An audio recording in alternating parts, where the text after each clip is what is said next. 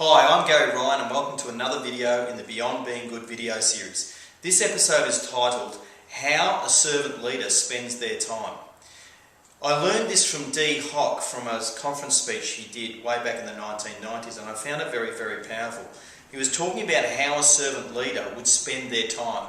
And this is what he said. A servant leader spends 50% of their time managing themselves. 50% of their time managing themselves. So what does that mean? What that means is that a servant leader will spend time in meetings managing their reactions. It's like you're emotional intelligent. When you're interacting with a staff member, being aware of both their behaviour, where they're at, and having empathy, as well as understanding what's going on inside you at the same time, so that you're in control of your responses. It doesn't mean that you're emotionless. It means that you're in control of your emotions and you're using them appropriately at the right time.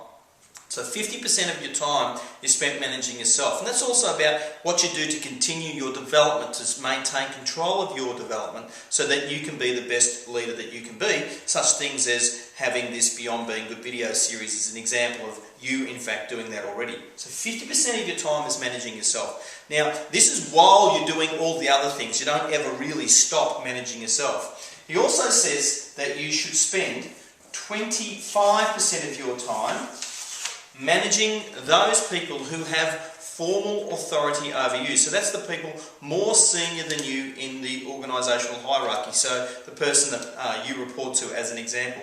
You spend 25% of your time, a quarter of your time, should be spent influencing that person, challenging that person, bringing data and information to that person in a way that makes sense to them and enables them to make decisions to help you to do your job.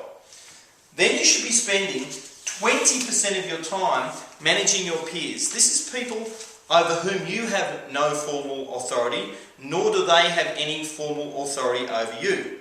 So they're your peers, they're at the same level as you in the organisation, or potentially at the same sort of level in partnering type organisations that you might be working with. So you spend 20% of your time influencing them.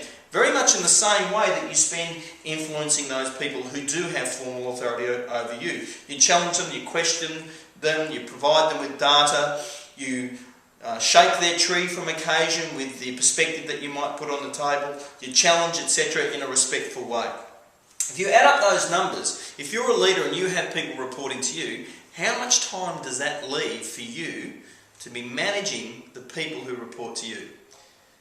If you're good at maths, you've already worked it out. The answer is 5% of your time. Does that seem realistic? And I know when I do this work with people face to face, they look at me as if to say, Gary, that just can't be true. How could I possibly be a leader and only spend 5% of my time leading and managing those people over whom I have direct responsibility? Well, the answer is this simple. What you do is you teach the people that report to you this model. So you know then that 25% of their time they're going to be spending managing you. So when they come to you with issues, you know to pay attention. You know that it's something that matters, so that you then can focus on it and deal with it. And as I've said in a previous video, the rest of the time you're being absolutely clear about what the job is, what they need to do, and getting the hell out of their road so they can go ahead and do it. So when they come to you, you know that it matters. So if you wish to be a servant leader and you understand this, then I encourage you to find a way to use these 4 principles of how you manage your time to enable you to become a more effective leader. Once again, thanks for joining us, and I look forward to working with you next time.